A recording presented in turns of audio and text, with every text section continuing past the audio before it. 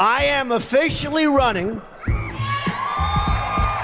for President of the United States, and we are going to make our country great again. I think a lot of people still believe politics breaks loudly, like protests, wars, elections, chaos. But in 2026, politics breaks quietly. Policy, through silence, through decisions that don't trend until they hit your life. We want the hostages back. And that's what makes this year dangerous. Not because everything is exploding, but because everything is shifting. The world order we grew up with, rules, institutions, international norms, is not gone. It's just being selectively ignored. Power today is flexible, strategic, and transactional. Not moral, not consistent, not stable. Countries don't ask, is this allowed? They ask, can we get away with it? It can. And once that mindset spreads, everything becomes negotiable.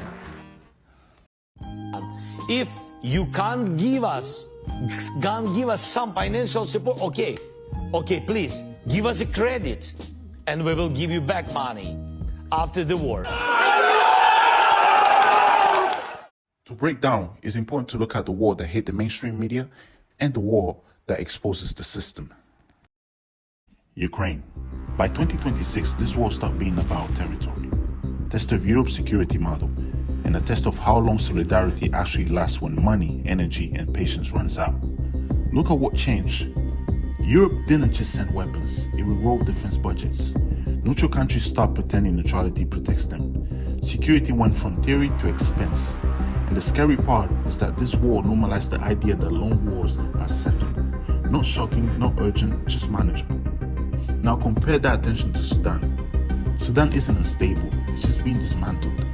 A civil war, foreign weapons, millions displaced, and almost no pressure to stop it. Same with Congo. Decades of conflict, but in 2026, it's even clearer why it never ends. Because Congo isn't just a country, it's a warehouse. Cobalt, coltan, and critical minerals. You don't see soldiers in your newsfeed. You see smartphones, batteries, electric cars. That's not coincidence, that's a connection. And these wars expose something uncomfortable. Some conflicts are unsolvable, not because they're complex, but because there's a lot to gain from it. But this one really mattered. And I just want to say thank you for making it happen. Thank you. Now zooming out, in 2026, we can start pretending that the United States is the world police, perhaps a warmonger. Looking at Latin America, pressuring Venezuela wasn't symbolic, it was strategic. Energy, influence, regional control. This wasn't about democracy narratives, it was about leverage. Everybody's just happy because everybody has been waiting for democracy and change in Venezuela. For decades, China's government has reshaped the country with dramatic displays of state power. And China plays differently. No loud interventions, no dramatic speeches, just infrastructure, trade routes, ports, tech standards, power that doesn't need headlines. And Europe?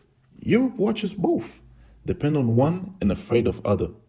That's not balance, that's just being vulnerable and knowing place. And too often, Europeans turn against each other, leaders, parties, movements, and communities, instead of standing together to stop Russia, which brings the same destruction to everyone. Instead of becoming a truly global power, Europe remains a beautiful but fragmented kaleidoscope of small and middle powers. Instead of taking the lead in defending freedom worldwide, especially when America's focus shifts elsewhere, Europe looks lost, trying to convince the US president to change. Asia in 2026 isn't chaotic, it's precise. Military positioning changes, supply chains are reorganized, and it all happens without noise. That's the mistake people make. They expect disruption to look dramatic, but real power shifts, because Asia doesn't need to pose a threat to the world. It already manufactures. If standards, chips, shipping, data flow changes there, every economy feels later. Politics in 2026 isn't just fought with weapons, it's fought with systems.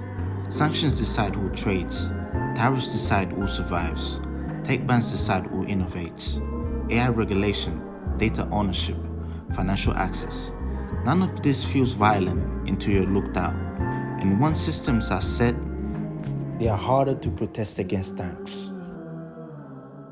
So when people say politics is boring, what they really mean is that they haven't connected the dots. Because this world order decides how expensive life becomes, which jobs disappear or appear, who moves freely and who gets stuck, what tech you can get access, how much control governments have over you. In conclusion, the world order isn't collapsing by accident. It's being redesigned, quietly, strategically, and selectively. And in 2026, the real divide isn't between countries. It's between people who understand the system and people who live inside without questioning.